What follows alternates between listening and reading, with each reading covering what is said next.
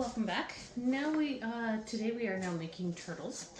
So I've already gone ahead and weighed everything out, and I have been just starting the process on making them. So what I've done first is I've gone ahead and I roasted 250 grams of pecan halves at 350 degrees for 8 to 10 minutes, just until they get a nice toasty taste to them. And then I went ahead and I roughly chopped them, so there's a nice amount here. Then I've gone ahead and in my pot here I melted 85 grams of butter. Once that was melted, I added 110 grams of both brown and granulated sugar, 150 grams of sweetened condensed milk, and 170 grams of light corn syrup. Then I went ahead and I mixed that well. Now what I'm doing is I've got cooking on medium, and I'm bringing it up to 113 degrees. You don't need to stir it constantly, but you do want to stir it quite a bit. And once it does start to get really hot, so once it starts to, you're getting the bubbles up and everything, then you do want to go ahead and stir it constantly from there. So it's just starting to come up to a boil now. So what I will do is I will go ahead and I will bring you over here, and you can see that. So let's go ahead and lift you up. Okay. So as you can see, it's just starting to come to a boil now.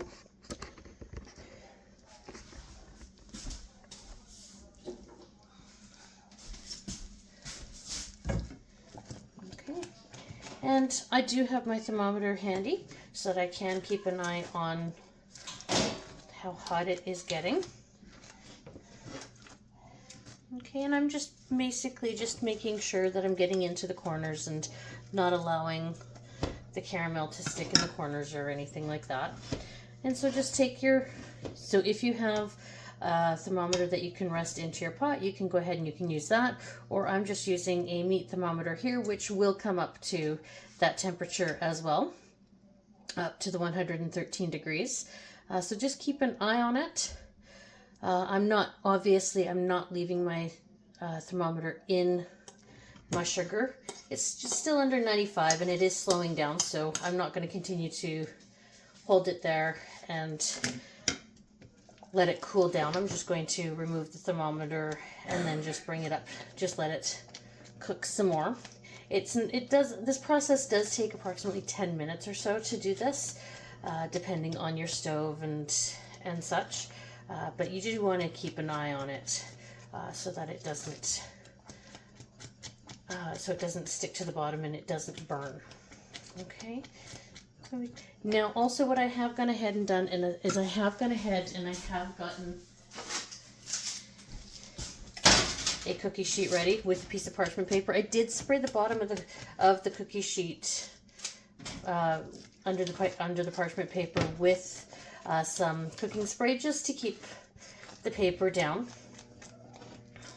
Okay, and as you can see, my caramel is getting pretty warm here. So as you can see, there's lots of bubbles coming up. So let's give it another check and see how it's going. And I'm making sure not to touch any of the edges or the bottom of the pot or anything.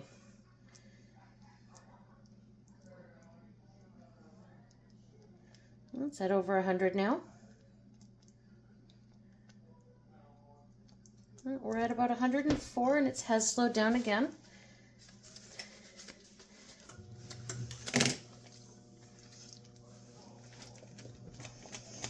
Okay, so we'll give it another minute or so and then we will check the temperature again. So you don't need a fancy candy thermometer to do this. A regular meat thermometer will work as well. But if you do want to have a candy thermometer, you can. I have contemplated on getting a candy thermometer. I haven't fully decided yet or not. But right now I'm just using my regular meat thermometer because I do know that does work. It's a little bit more of keeping an eye on it and such, but it still works just fine. You don't need to have all the neat handy gadgets to do stuff like this.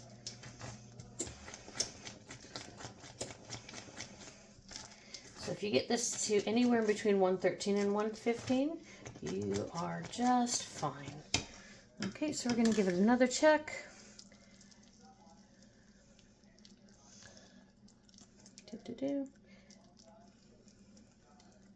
And I know you guys can't read it, but the temperature is going up pretty quickly.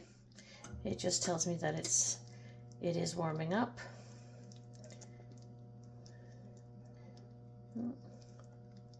We're at 108 and it is slowing down again. And try and make sure that you don't get any of the caramel onto your fingers because it is quite hot. And you don't want to burn your fingers or anything like that.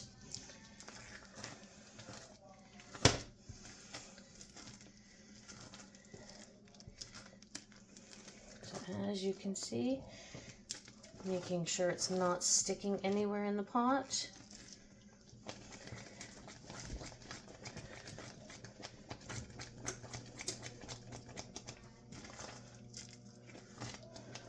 And we're just going to give it a few more, just to make sure it try and comes up to temperature.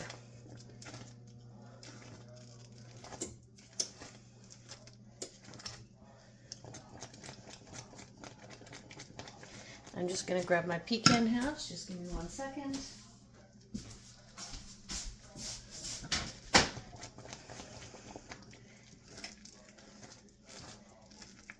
Okay, see, it looks like it's doing a pretty nice job again. So we're going to go ahead and we're going to check the temperature again.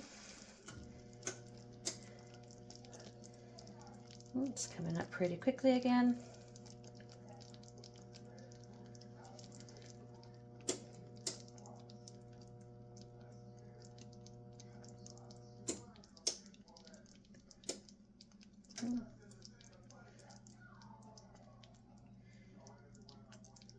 We're at just under 111. I'm just going to get another clean piece of paper towel.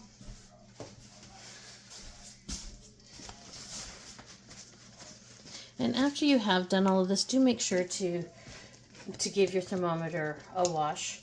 You should wash it after every time you do use it with meat as well. You don't need to put it into the sink or anything and submerge it. You just take a damp cloth or a damp piece of paper towel or something, and with a little bit of soap. I always have it put a little drop of soap onto a piece of paper towel, get it wet, and then wipe it down. And then I take another damp piece of paper towel and then wipe it off and let it just air dry. Okay, just making sure my thermometer stays on. It popped off. Sometimes your thermometer does turn off, so just keep an eye on it. And these instant read thermometers, they don't take long to turn back on.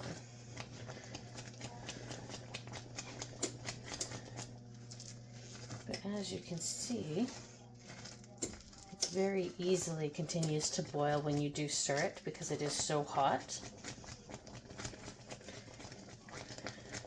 It's basically like a volcano in here. Okay. I'm going to give it another check.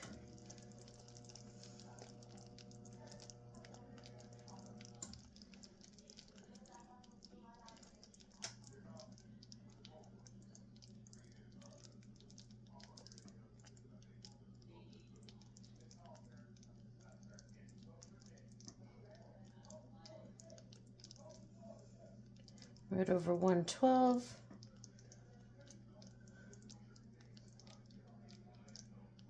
And we've hit 113, and it's still climbing. It is climbing slowly, but it is still climbing. So it has met the optimal temperature that we would like. So now we're going to go ahead and we're going to turn that off.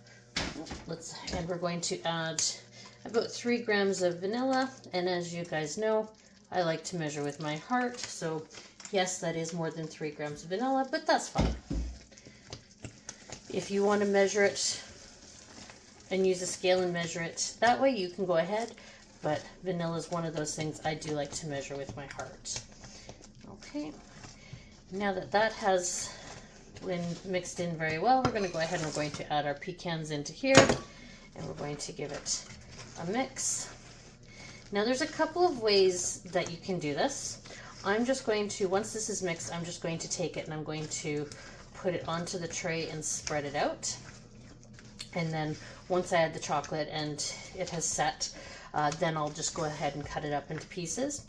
Now, or you can go ahead and you can make actual little turtles, and you just take some spoons or a cookie scoop and you scoop them out into decent sized pieces of turtles, the size that you would like, and then you would let them set and add the chocolate. Dip them in chocolate after that. Okay. But as I mentioned, these ones I'm just making a sheet of them.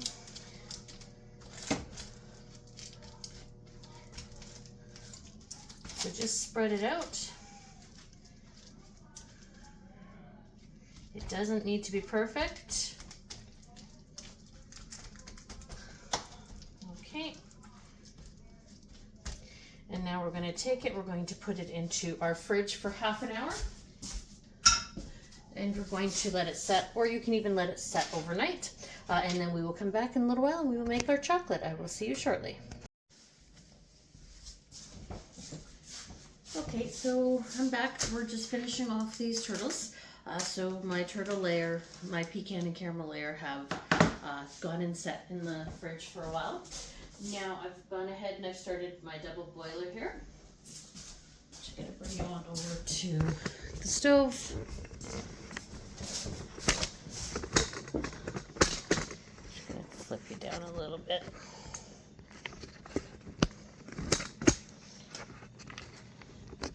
Lift you up. Okay, and so we're just melting our chocolate over our double boiler here. So as you can see, it's at a nice little bit of a rolling boil, but I have gone ahead and I have turned the temperature down on the stove. Once it got to boiling, I do turn the temperature down. You don't need to keep it going that high. And so what we do now is we just go ahead and we just melt this chocolate. And I didn't add anything to it, like any coconut oil or anything. We just want just the chocolate. Okay, we're just going to scrape down our spatula here. There we go.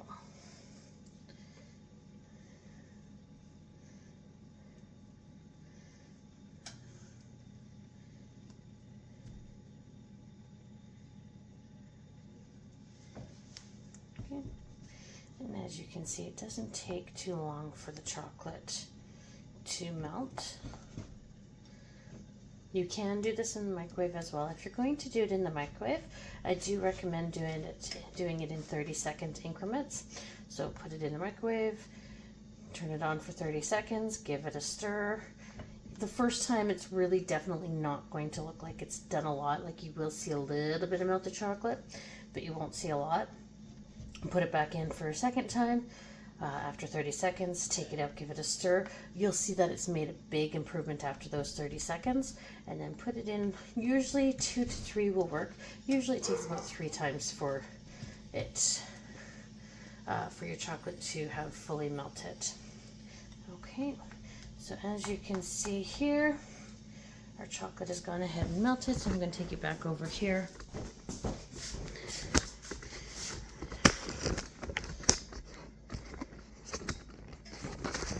Set you back up.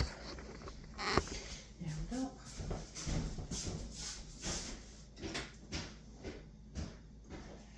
And I'm going to take my chocolate and we're going to go ahead and we're going to pour it over. You can go through. Pour it on top of our caramel here, caramel and pecans, and then we will spread it out in just a moment.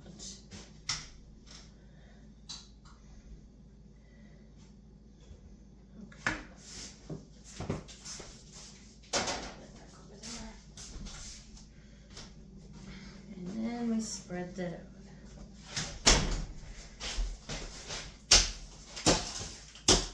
know, I found them. Oh. You want it back in the freezer? Yes, please.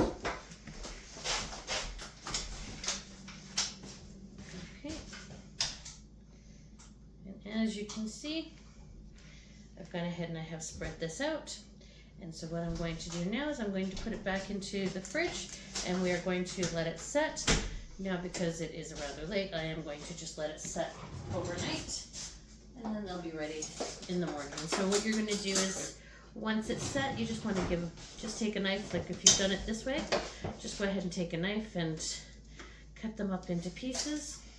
And there you go. If you have done it the way of making it into little clusters to make them look very similar to actual turtles, then you do want to go ahead and you're going to actually dip the chocolate, or sorry, dip the clusters into the chocolate, and then you still want to put it into the fridge and let it set. But you're not going to want to, you don't need to worry about cutting. I find that this is just a bit of an easier, takes bit less of work to do it this way. All right. Well, thank you. Have a good day and enjoy.